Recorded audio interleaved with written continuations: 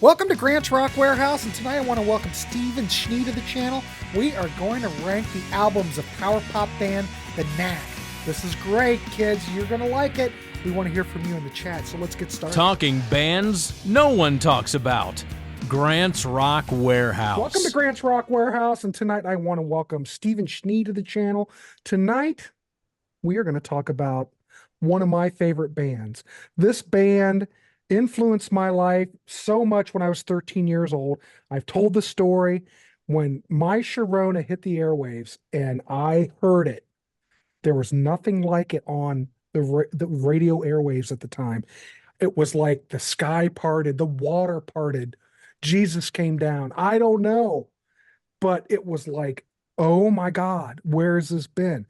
Because think about it, 1979, the KNACK, disco was still going. And at the time, I couldn't stand disco, but now it doesn't bother me. I kind of like it. And the KNACK was like a breath of fresh air because I was a big Beatles fan. And that was the closest thing that I can even remember coming around and even closely related to the Beatles or sounding like the Beatles or emulating the Beatles in 1979. You know, I was in a small town. We only got to hear what we got to hear. Now, you were probably in a different situation, Steve. You were probably had access to all kinds of things. Well, see, here's the thing about the KNACK is, I was from Orange County, and they were from LA, so they're 45 minutes away. Mm-hmm. And the whole scene was so exciting back then. You had, punk and post-punk and rockabilly and power pop and new wave and stuff, that some of the bands were just getting lost. So I was hearing more about bands like The Last and 2020 and these kinds of bands. And the KNACK just, there was a bidding war, and then all of a sudden they were just there. Now I had the opposite effect. I heard My Sharona and I just thought, whatever. Really? Yeah, because to me that wasn't what I was expecting, probably. Now, I love the song, but to me, it's like, well, what's the big deal? What's the big hubbub about the KNACK? But then I heard the album, and I go, that is the hubbub. That's what I've been hearing a lot of people talk about, is this great pop. My Sharona is to me, I'm glad that they released My Sharona as a single, because it became a huge hit and brought them to the attention of so many people. And it helped kickstart the whole power pop scene when it came to bands signing with major labels. There were so many bands that came in their wake that all had 1 to 2 album deals and then were dropped. Now, it's sad that they were dropped, whatever, but you're talking about bands like the Scooters and Paul Collins Beat, or The Beat, 2020, Hawks from the Midwest. It just became this 4 to 5 Doctors. It just became this big, wonderful scene. And I believe that it was really because of the KNACK. The KNACK made the major labels think, hey, these bands with skinny ties or with short 3-minute songs, these guys could make an impact. Mm-hmm. And ironically enough, they're looking at bands with 3-minute songs. The KNACK's big hit single was over 4 minutes, almost 5 minutes long, which is really, and I love Burton's guitar solo. Oh, we'll talk about that. Absolutely brilliant player. Brilliant. Yeah. But that's what I was experiencing. So it wasn't like the KNACK were just big before anybody knew it. And so they kind of didn't even belong to LA anymore. They belonged to the world. They belonged to the universe, because they were, a rocket from a bottle.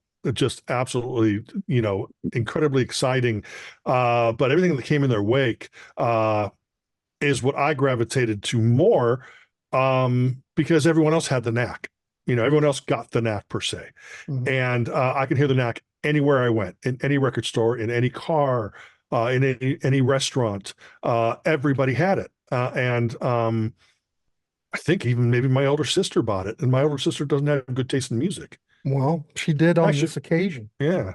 So maybe she didn't have it. But you do talk about that, and everybody had it. It was everywhere. Now, that's either a blessing or a curse. Yeah. But I think in terms of the KNACK, that was a curse, because people just got tired. The KNACK being shoved down their throat. You see, here's the thing about, there are acts out there that get manufactured and then get shoved down your throat. And I feel bad for an artist that is thrust into the spotlight.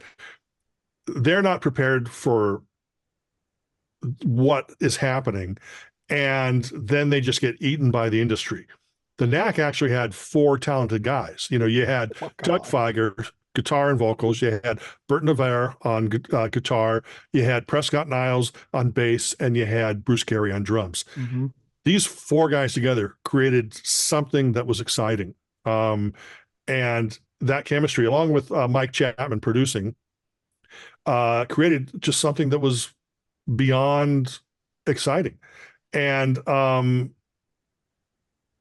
think that the industry's and the public's retaliation against the Knack, I think, was very undeserved.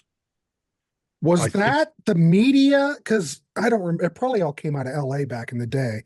Was it the media? Because originally the Knack were the critics' darlings. They loved them. Yeah, because they were so popular. Yeah. They'd have Bruce Springsteen would show up and play. You'd have, you know, what's his name from the Doors? Robbie Krieger. Ray Manzarek. Ray Manzarek played and jammed with him. You know, Stephen Stills hanging out. Yeah, playing with him. And they become the critics' darlings, but when they hit, it's that same old story. Band makes it big, the critics go, well, maybe sometimes. In this case, they did. Well, yeah, I think it's really a situation where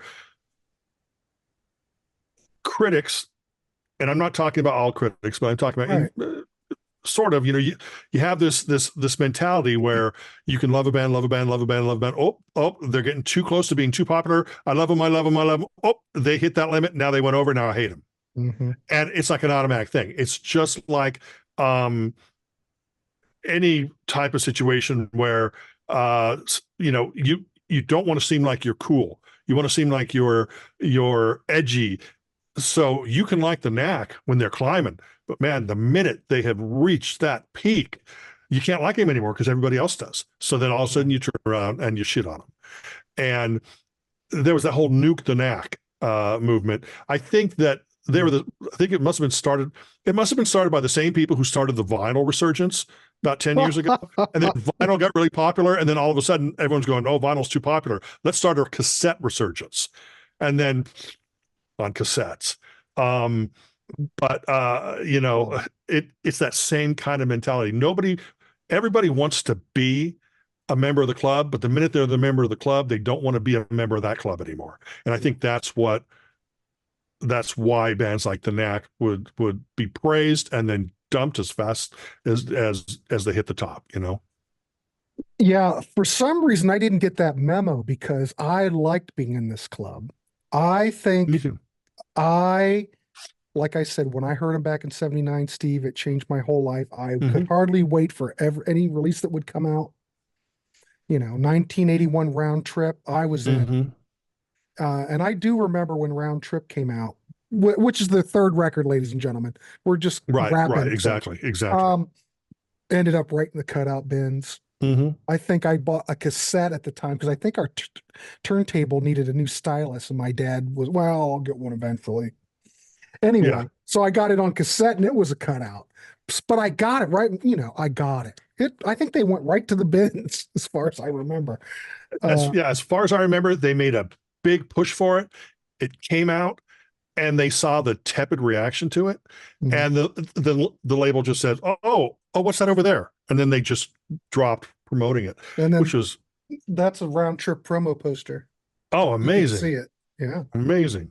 Round Trip, I thought, was an incredible record, and that was them stepping out. It was them saying, "Yeah, we can still play that pop music, but we are not trying to be the new Beatles. Look, we're the new Toto." And then they play this, you know, it's got to be, you know, what was it, Art War or now I forget the names of the songs. Art War is one of those tracks that they used to play back in the clubs. Right, but it gets really funky and really sophisticated. And another thing I think that killed the Knack, my opinion only, Baby Talks Dirty. Because here it is, the second album, very important thing.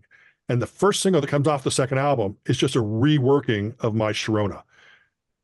Instead of it becomes it's like they started playing the My Sharona riff backwards and they sped it up a little bit. And I thought that was a bad move. At the time, I didn't think anything about it. But now that you mention it, well, I think we've talked about that before. Yeah. I can see your point. But I just think they were just oversaturated. And people got pissed off because Capitol kind of pushed them to really look like the Beatles. You know? Yeah, see, I don't know about the looks and stuff like that. Well, I mean, like the album cover. They chose that cover. Okay, They did the back cover where they're in the studio, like they're on. Absolutely.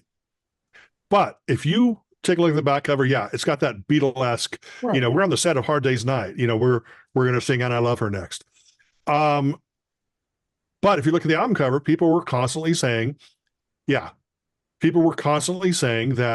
this band looks like the Beatles, just judging by the front album cover, because it was a black and white, kind of like Meet the Beatles with the Beatles. But I wish I had it handy. I don't. The Romantics' first album, that's more like Meet the Beatles and With the Beatles, because it has the band members in the exact order as the Beatles. So, bassist, lead guitarist, rhythm guitarist, drummer. And it's in the same exact order. So the Romantics' first album in their pink leather outfits, that was more Meet the Beatles or With the Beatles than the first KNACK album. But, yes, people, I want you to go take a look at your Romantics album. And you'll see what I'm talking about. But don't turn off the show. No, yeah. Go look later. Yeah. But you look at this, you've got the skinny tie. I like the look, but it is kind of Beatlesque. And Doug's playing through a Vox Super Beetle, for God's sakes, which is more Beatlesque.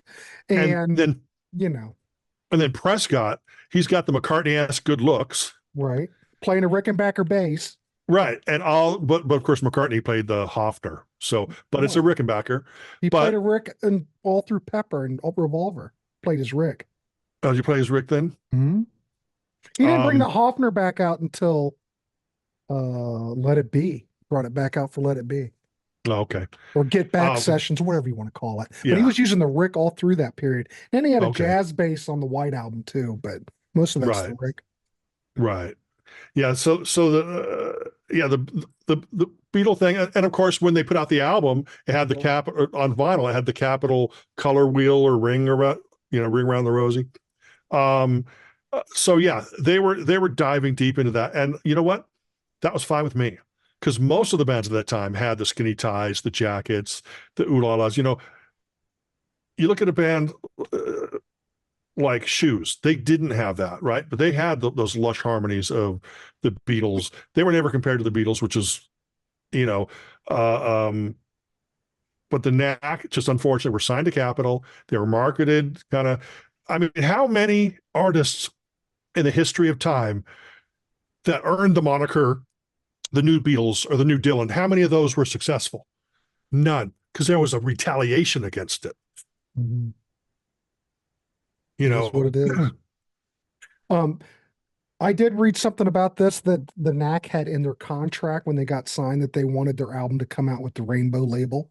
Mm-hmm. And Capitol didn't have to print any, from what I understood. They went and they had a old stock from back in the 60s. They just went and got them out of storage, put them in production. Those are like original rainbow labels from the 60s. Incredible. So first pressing KNACK, mastered by Grant Arthur. It's got to say GA on the dead wax. You want one that's got a Wally on it. That's what one you want. Yeah. I don't know. I'm just making a joke. Grant Arthur GA. WT Wally. Is it Taggart? I can't remember. No, Wally, you want a Wally. Isn't it Wally Hyder or no? I don't know. No, that was the studio. But Wally was a mastering engineer at Capitol. Yeah, I don't buy vinyl anymore. I never paid attention to that back in the day. I just bought whatever I found. I could care less who mastered it, unless, and if I bought a shitty pressing of something, then of course I was going to be a little disappointed by it. But otherwise, man, I just bought records and played them Why buy a great copy if you're just going to play the damn thing to death and need to buy a new copy later? So I would buy whatever I found and play it to death and buy a new copy later. I But you would don't have buy it, you, record it, and play the tape. right, right. You don't have to play CDs. Or I mean, they never wear down. They don't? No. No, really? Yeah, when you can play a CD 375 times and it's going to sound just as fresh on spin 375 that it did on spin When number 1. this younger generation learns that you can get something like this with all the songs on here that you can play and it doesn't wear out and it's small and it sounds good, what can you imagine? We should start a CD revolution right We here. should. Hey, I'm still in it. I can't get out of it. Yeah, I've got albums, I've got vinyl, but got a lot of CDs. Well, Yeah. Steve, I think we've warmed up enough. We Mhm. probably should get to looking at this catalog. Yeah, we're going to rank them. Might as From well, because the least whole favorite goal to here, favorite. correct. The whole goal here is to turn you onto the KNACK, and hopefully, if you haven't heard the KNACK, go out, check it out, and we hopefully can give you a starting place. Yeah. And what to look for and what not to look for. I Yeah. will say that every KNACK album has something good to offer. There are some KNACK albums that I obviously like more than others. There's one KNACK album I really don't care about and I really dislike, but we're going to get there because that'll be my number 6. And I'll give you my reasons why. Now, I don't know how Steve's going to rank his. I'm going to let Steve start us out. Pardon me. Steve, what's your number 6? My number 6 is Normal As the Next Guy. See, This was mine. this was their final studio album. Now, number 6 and number 5 are tied almost, but I chose this. It's not a bad album. It's the KNACK as they were in whatever year this was recorded. Remember what year it was recorded?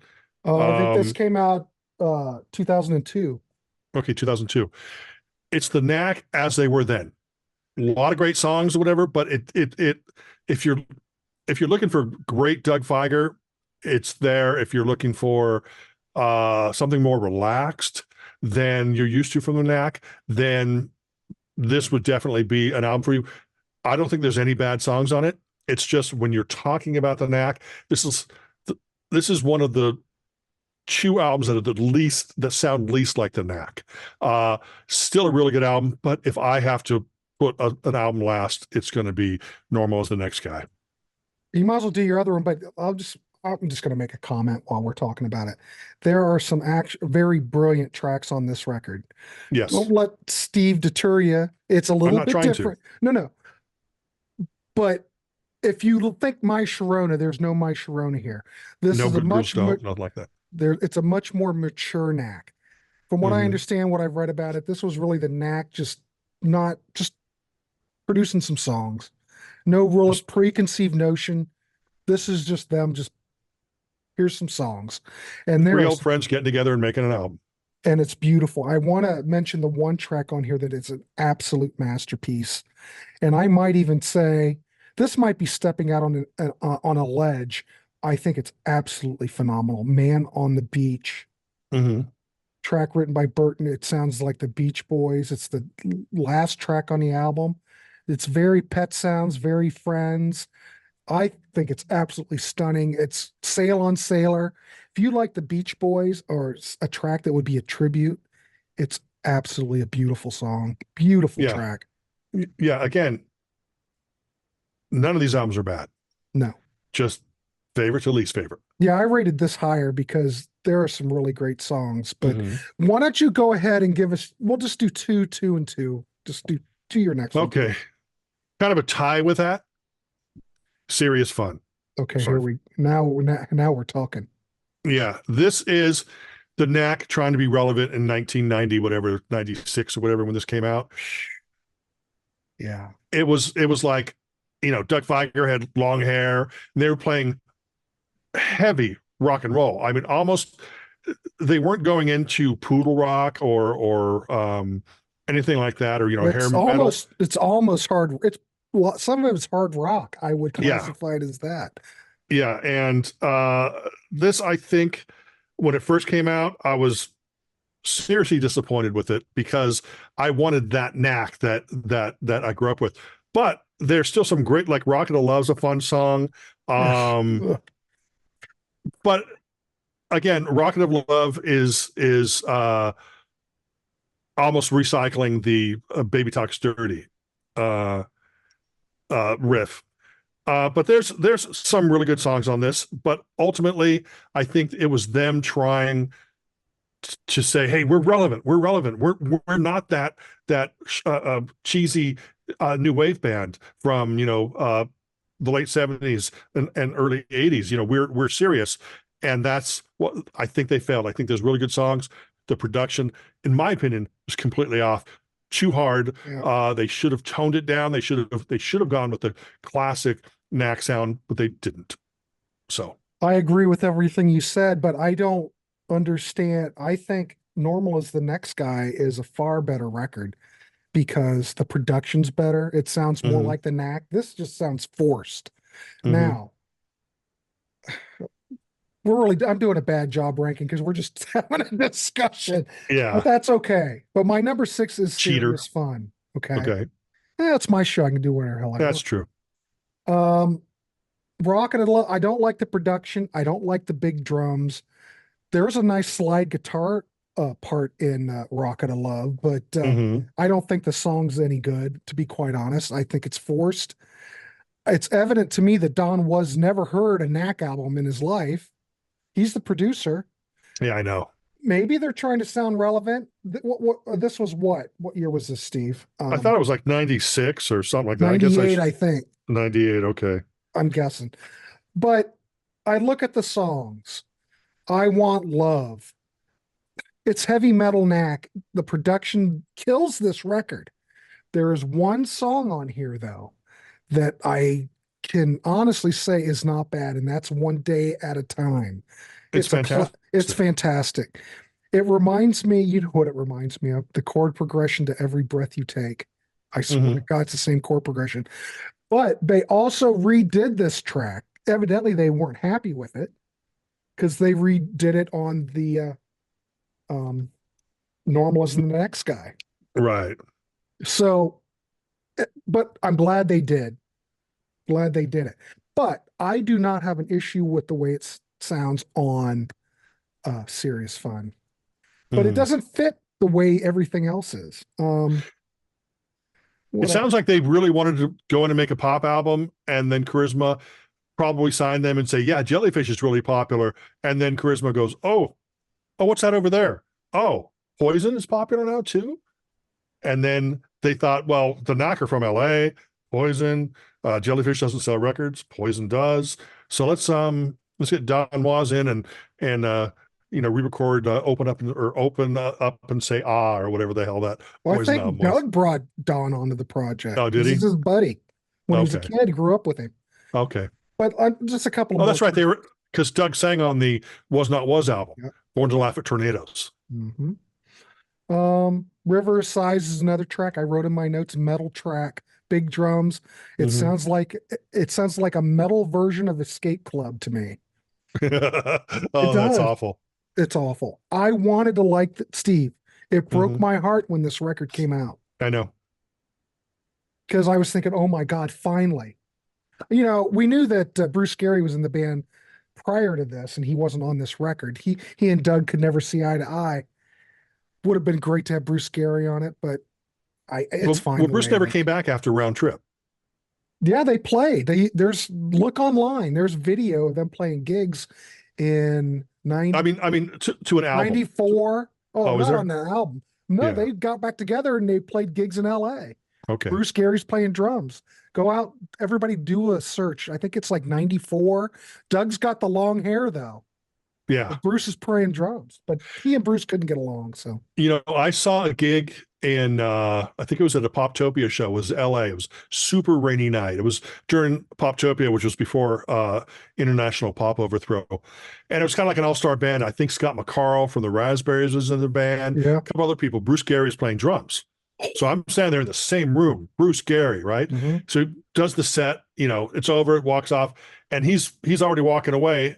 somebody must have said something to him. So he turns around, sits at the drums, and starts going, boom, boom, boom, boom, boom, boom, boom, and then stopped, and then they walked away. So he did the opening drum beat to My Sharona. But he was a brilliant player. Everybody in the band, I know we're on a tangent, we're all over the place, but people don't realize that this band really has a lot of history. Not the band so much, but the players. All these guys were seasoned players. Doug was in the band Sky, produced by Jimmy Miller. What, 1971, 70, Yeah, so, and it's very melodic. It's not like it's not the Knack. No, but you can tell, oh, this is the guy from the Knack. And what I found interesting, by the way, you know, since we were bringing that up, there is a Doug Feiger compilation. I think it's 3 CD set. It contains stuff. I've always wanted to hear Doug Feiger taking chances, because that was his first post Knack band. And I remember them playing around LA, and I never heard them. But there's some recordings on here. It's a solo album. It's got some rare Knack stuff on it. But what's interesting is this is, I think, recorded in the mid 70s. It's Rock and Roll is Good for You. It's basically the Doug Feiger and Bert Navarre demos. And I think only one song on here ended up on a Knack album, but they were writing these Knack-like songs back then. So they weren't influenced by some new wave and all that kind of stuff. They were, when the Knack came along and the Knack formed, the Knack were out and then playing, it wasn't because of new wave and power pop and all this kind of stuff. They were doing it because that's the kind of music that they love to make. right. And this collection actually proves that immensely. So, and then there's a couple Knack compilations. Yeah, there's a lot of great stuff out there if you want to go down that rabbit hole. Yeah, And I don't think a lot of this is very expensive if you need physical media. Again, I don't know what's available on Spotify since I don't do that. Yeah. But you can go out, venture out and see. Let Yeah. us know if you'd like the Knack. We want to hear that in the comments. Mhm. So basically, look, now I'm going to get to my number 5. Woo! Yeah, Normal's the Next Guy came out in 2001. No Bruce Gary on this either. Don't think he had anything to do with it, but I like this record quite a bit. It's a little bit different than your Get the Knack or Just the Little Girls Understand, but it opens up with Les Girls. Great song. It's Knack-like. I have no issue with that. Delusion Town. Most of these tracks on here are either written by Doug or Burton. Most of them are written together. Great track, jangly guitars. So far, I'm in. Girl, I Never Lied to You, which That's is a a great cover song. track. Now, Monty Byram and John Corey, do you know who those gentlemen No. are? No. It's a great song, though. Yeah. I don't know. It's kind of like, God, what does it remind me of? Someone's probably going to make a comment about it in the comments Yes, below. So if you know, please. let us know. Yeah. Normal as the Next Guy is kind of like an Art War light. That's the Mhm. way I hear it. But I like this record. I don't have any issue with it. It's just not, if you're expecting Get the Knack, you're not going to get that. And Well, you like were just praising it when I wasn't at the I beginning of am the show. praising it. Okay. Well, I You're was saying the not. same thing I did. If you're expecting, No, but I think it's just as strong. I know it's your show.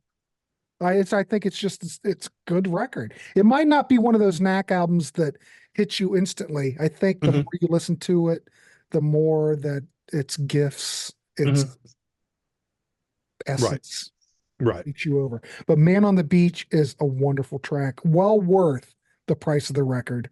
If you even don't like the rest of it. So that would be my number 5. And just go ahead. just to let people know, it originally came out on Smile Records, and then Omnivore did a reissue, and it contains 3 bonus demos. So the Serious Fun we talked about, this was, I think, a Capitol reissue, and it contains 4 bonus tracks. Man, those are hard to come by, and they're not cheap because that didn't sell at all. In fact, all those remasters that came out, was it 2003, 2002? Somewhere around in there. I don't think anybody bought them. If you go on Discogs and look, they're all pretty expensive. And Round Trip was one of the ones that was really expensive. Yeah. So good luck in your search. Yeah. But what's your next 2? The next 2, now this is, I think both the albums we just talked about are really, really good. I think everything else we're talking about are worlds better. And again, I don't want anybody to think I'm dissing these albums, but when you have to rank something, you have to rank it. You know what I mean? Right. So my number 4, and there's 2 versions of it here. We're going to start with Zoom, or is it Zoom? Zoom. And Zoom. I'm sure you have it written down what year did it come out? I think that Grant? came out in 98. And this is a fantastic album. It is where Serious Fun was a misstep, I think, sonically, or this was a return to form for the Knack. This sounds like it should have been the follow-up to the first 2 albums. Correct. It's just great, in your face, wonderful. You know, Pop is Dead. So many great songs on this. Mr. Magazine. And there's 2 different, well, I don't have the original version that came out on CD, but I have this version of it's a reissue. Now, Terry Bozzio plays drums on this album. Yeah, phenomenal. And there's a re-recording of My Sharona, the Terry Bozzio See, I don't version. have that one.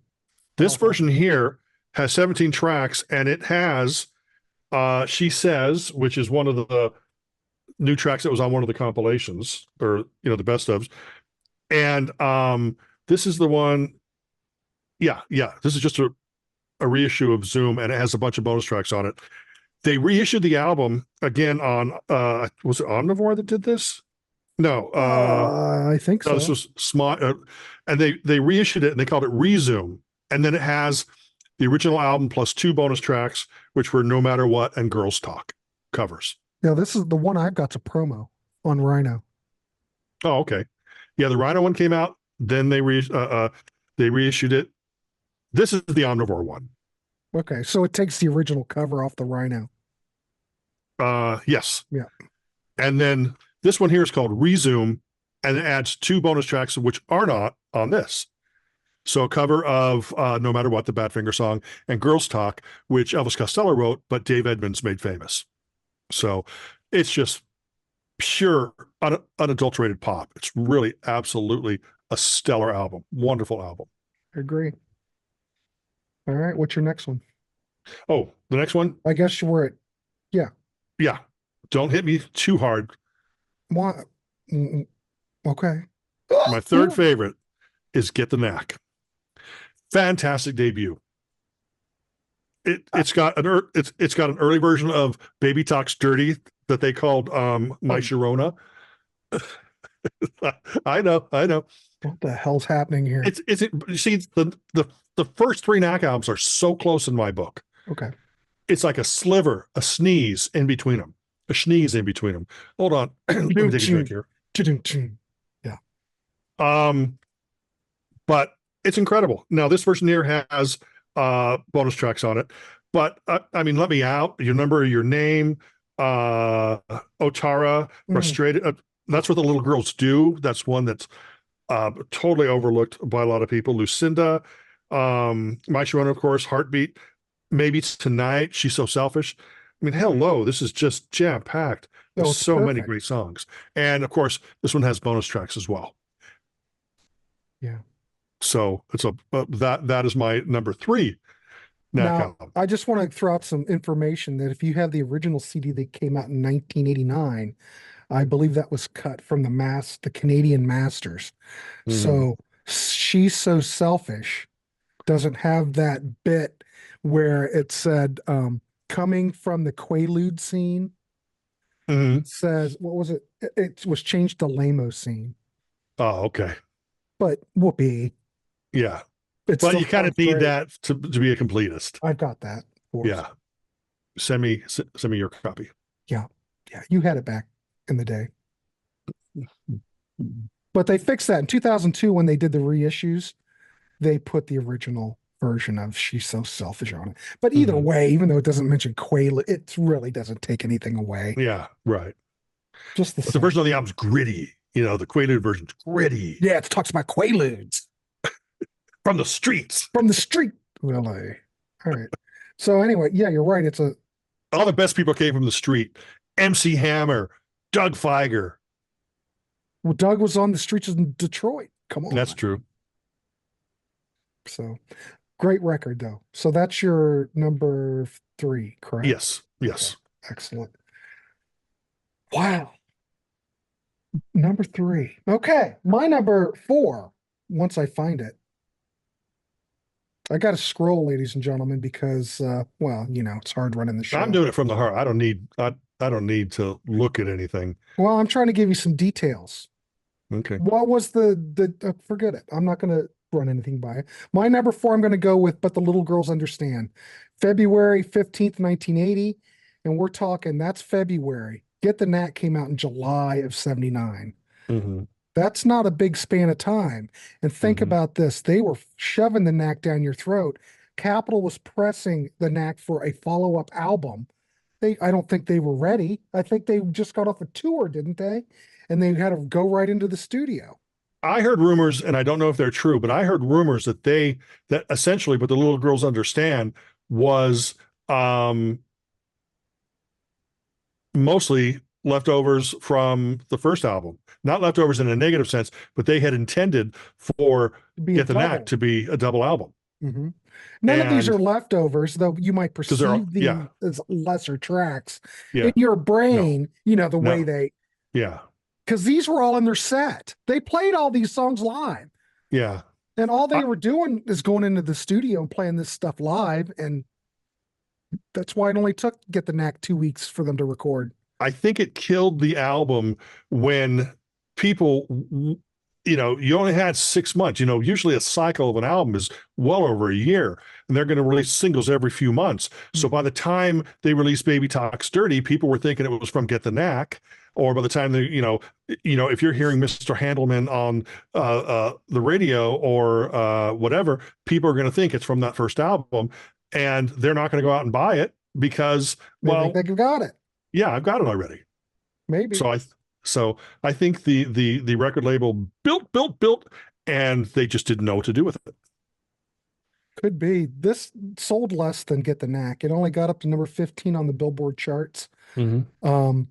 2 singles. I think Baby Talks Dirty got up to what, 32? 38. Mm-hmm. And Can't Put a Price on Love got to 62. So it didn't do quite as well as the debut, but I No, think people were just kind of, I don't know. they didn't deserve it. They're such a great band. I think this album's great. Now you're saying, well, why is it your number 4? Well, Zoom's higher because I just think Zoom's a piece of art. This is fine. I can tell that when they recorded this, they kind of, I don't know. I think the performances are fine. Maybe they could have had some different songs. I think it's okay.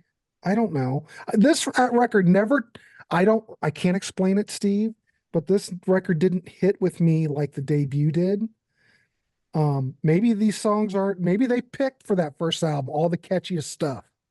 And this stuff, even though it's great, not quite as accessible or memorable as what's on the first album. But My I know you're opinion coming right. up. I know, but I know you might like that better.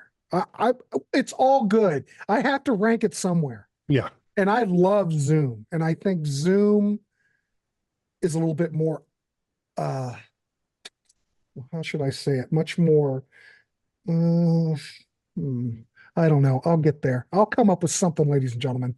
Well, But what's number 3? my number 3 is Zoom. There you go. Leading right into it, my man. And I'm running your show. Well, yeah. All right. So number 3 is Zoom. I haven't heard Resume. I don't have that. I just have the original record. I think would have been a great follow-up to Get the Knack because it is in that style, that vein, even though there's not anything dirty or naughty on this lyric wise, but it does kind of fit. See, I could have said, Get the Knack, Zoom, and then Little Girls. Yeah, I could see that. Mm-hmm. That's the only reason I'm putting it where I am. Right. I just think it would make a better progression. But Pop is Dead's great. All these songs Doug and Burton wrote together. They're a phenomenal songwriting team. Can I Borrow a Kiss is great. Smiling, Ambition, Mr. Magazine. That's just a Doug song. Terry and Julie Step Out. I could keep going. This record has good sequencing, good production, great songwriting. Mhm. This is the way I want my knack to sound like. Right. And I Now, think after rock, I wanted to call it Rocket of Love. After the album with Rocket of Love on it, I think they were going, oh no, that didn't work. yeah, We let's better, just do it. Let's just do it the way that we should have done it. right. Um, but I was going to say though, just to let you know, the resume, I think what happened is that it just didn't get a lot of promotion. Mhm. So I think they got the rights to it, and they basically just reissued the same album. It's not re-recorded. I don't think it's remixed or anything. No, And it's they same. added two, the two bonus tracks to it. Then it was the Omnivore version of Zoom that had all the bonus tracks. So they went back to the original title and add different bonus tracks. So, So, real quick, for someone looking into this catalog uh-huh. with all these different versions of Zoom, would Mhm. you say that that omnivore version is definitely go get Usually, what those or are the bonus tracks worth it on there? I guess that's yes. my question. Okay. Yeah, because she says now I think it's on this one here.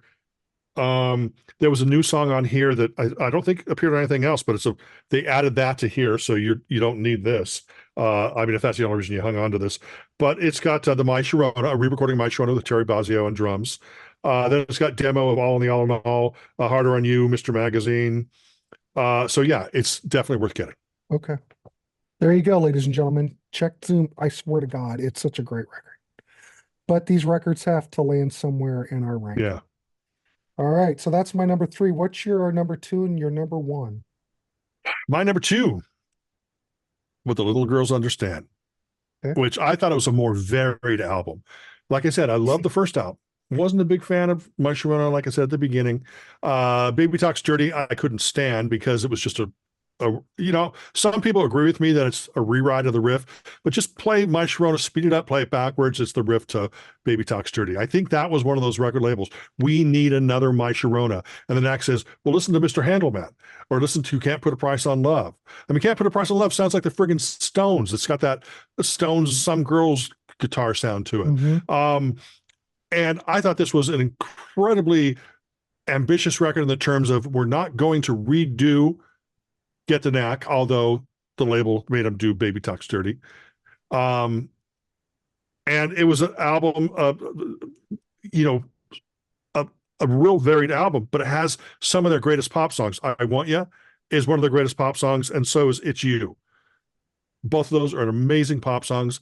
I think I Want Ya might have been a single, or at least they were planning for it to be a single because I think there's a video for it, or it could be It's You, one of the two. But uh, How Can Love Hurt So Much, a great closing ballad. And then, of course, this has bonus tracks as well. I thought that What the Little Girls Understand was a better album for me than Get the Knack. Apart from Baby Talks Dirty. And that would leave my number one, which is certainly their most ambitious album, and that is Round Trip.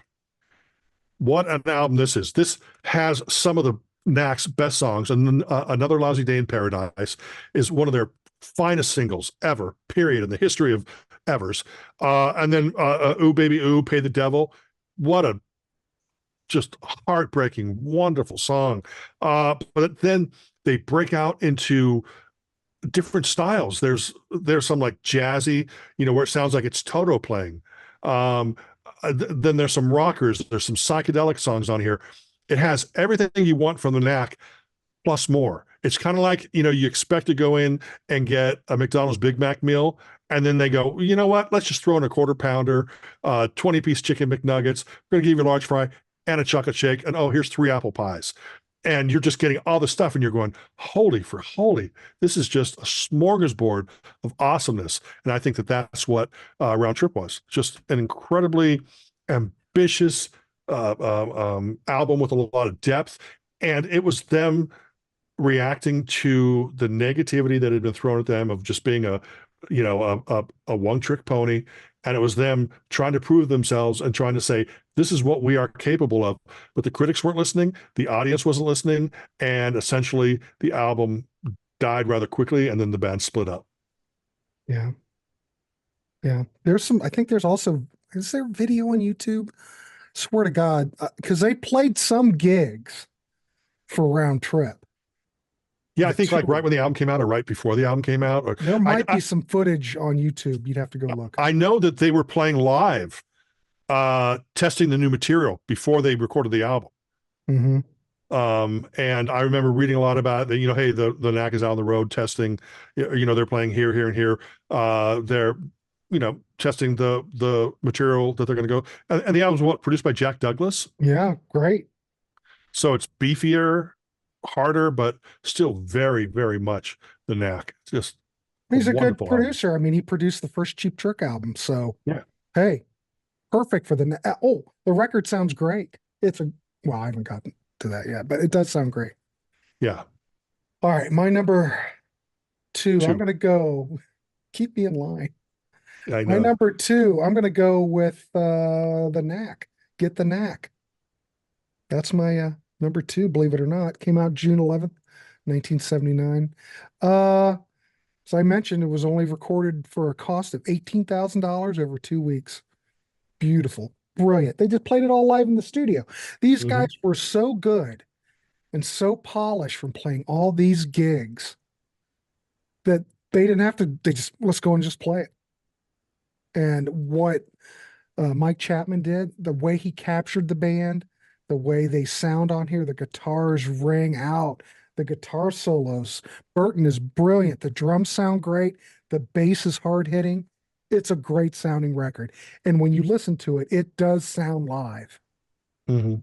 Now, I don't know, but the Little Girls, was that recorded live in the studio? Do you recall? I know they took a lot longer to record that.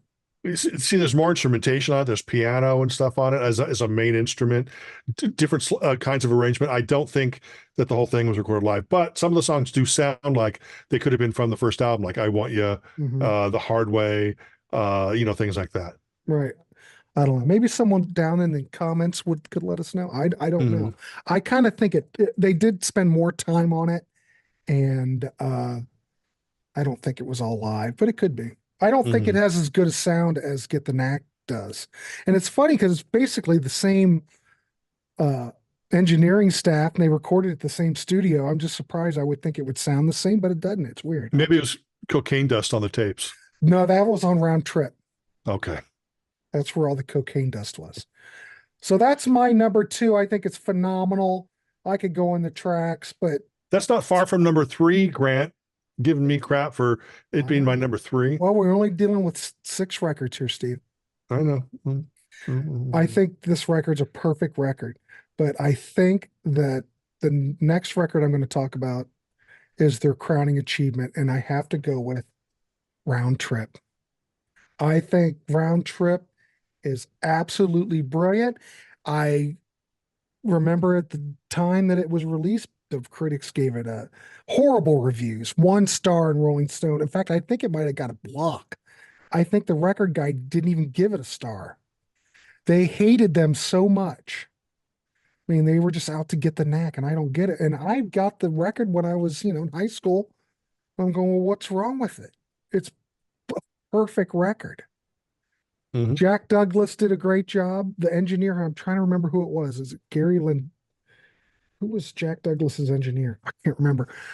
But it sounds great. The batch of songs that Doug and Burton brought to the table, phenomenal. Radiating Love starts off the record.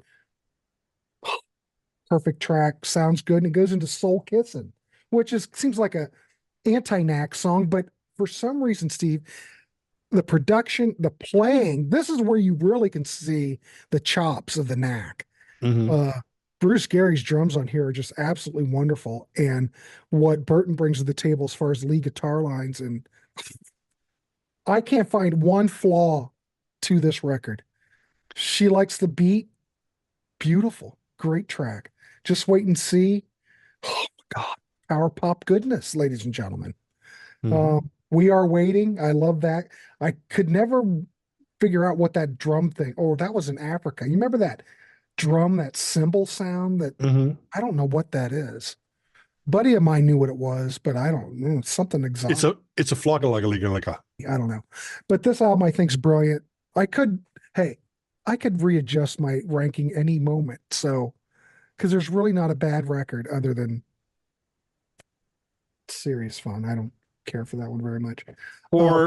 For several decades, Round Trip and But the Little Girls Understand have been my number 1 and 2. Okay. And Get the Knack has been my number 3. Number 4 is always going to be Zoom. The other 2 are going to switch, go back and forth. Yeah, it just depends. Yeah, but I've never wavered on my love for Round Trip and But the Little Girls Understand. Incredible. Yeah, there was a review that I found, because there were some reviewers that did review this album, and Steve Spaz Schnee of All Music Guide, yeah, called it brilliant. Yeah. I don't know who this Spaz Schnee is. He's an idiot. He stated that it's better than the previous 2 releases. Yeah, which I don't know if people quite agree with that. But, you never, ever know what people are going to agree with, right? Well, this Spaz guy seems to know what he's talking about. Yeah.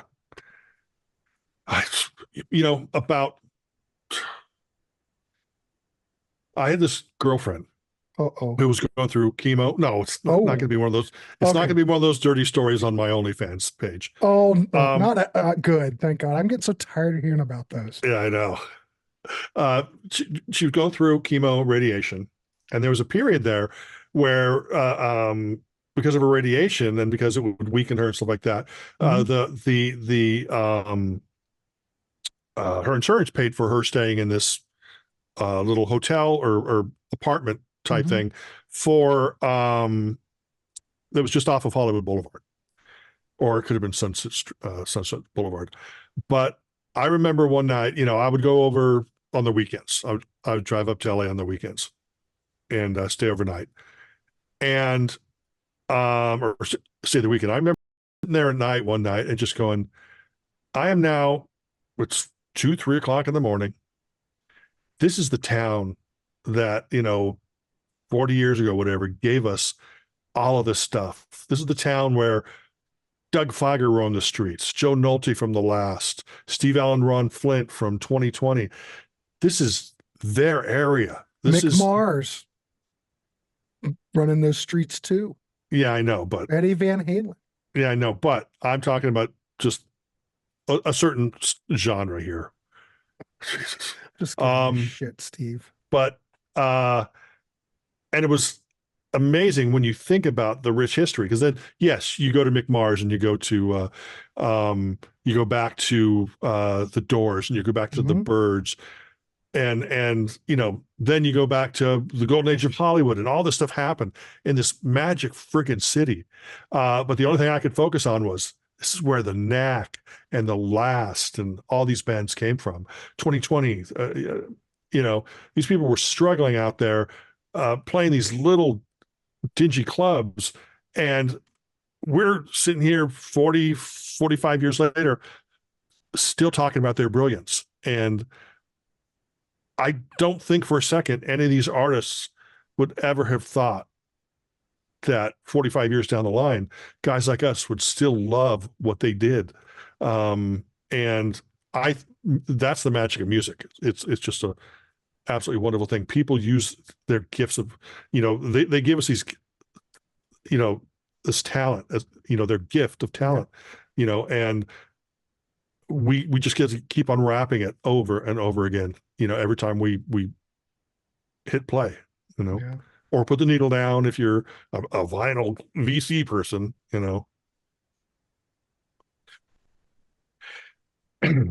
I think most vinyl VC people, they just don't understand good channels and good shows, when you see them. Right.